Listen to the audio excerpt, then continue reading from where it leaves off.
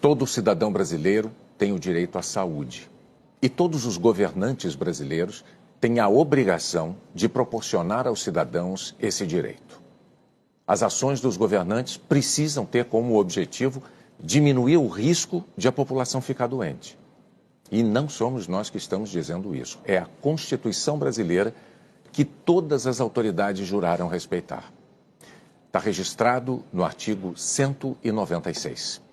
A saúde é direito de todos e dever do Estado garantido mediante políticas sociais e econômicas que visem à redução do risco de doença e de outros agravos e ao acesso universal e igualitário às ações e serviços para sua promoção, proteção e recuperação. Mas o Brasil está há 12 semanas sem um ministro da Saúde titular. São 85 dias desde o dia 15 de maio. 2 médicos de formação deixaram o cargo de ministro da Saúde porque pretendiam seguir as orientações da ciência.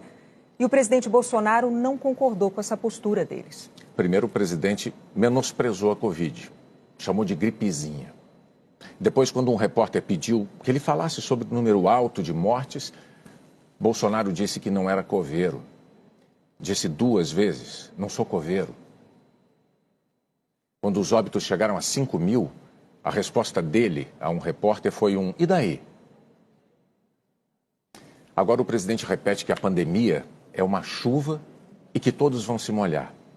Ou que a morte é o destino de todos nós e que temos de enfrentar a doença, como se fosse uma questão de coragem, como se nada pudesse ter sido feito. Quando cientistas defendiam mundo afora o isolamento social como única medida capaz de conter o avanço dessa tragédia, os brasileiros viam o presidente criticar essa iniciativa diariamente, na contramão do bom senso daqueles governadores que a defendiam.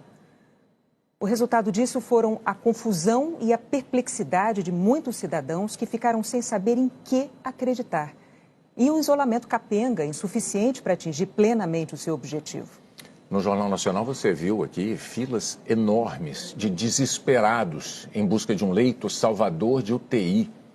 Filas que se formavam e se formam porque os leitos não foram comprados a tempo e na quantidade adequada por prefeitos, por governadores e pelo presidente. Ou porque a falta de isolamento social deixou de achatar a curva de contaminados e sobrecarregou o sistema de saúde. Diante disso tudo, é necessário relembrar a Constituição, porque isso nos levanta uma pergunta importantíssima. Nós já mostramos o que diz o artigo 196. É dever das autoridades que governam o país implementar políticas que visem a reduzir o risco de doenças. E a pergunta que se impõe é: o presidente da República cumpriu esse dever? Entre os governadores e prefeitos, quem cumpriu? Quem não cumpriu? Mais cedo ou mais tarde, o Brasil vai precisar de resposta para essas perguntas. É assim nas democracias e nas repúblicas, em que todos temos direitos e deveres, e onde ninguém está acima da lei. Essa resposta vai ter que ser dada principalmente em respeito às famílias de mais de 100 mil brasileiros mortos, porque eles não podem ser vistos só como números. O Jornal Nacional não vai se cansar de repetir. Essas vidas perdidas eram de brasileiros como todos nós. Não eram pessoas que estavam fadadas a morrer por qualquer outro motivo. Elas morreram de Covid. Deixaram uma família em dor, amigos, colegas de trabalho, conhecidos.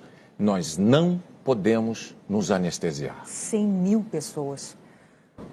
Nós reconhecemos a dor de todos os que perderam alguém querido nessa pandemia. Nós respeitamos essa dor e manifestamos a nossa solidariedade irrestrita com cada um.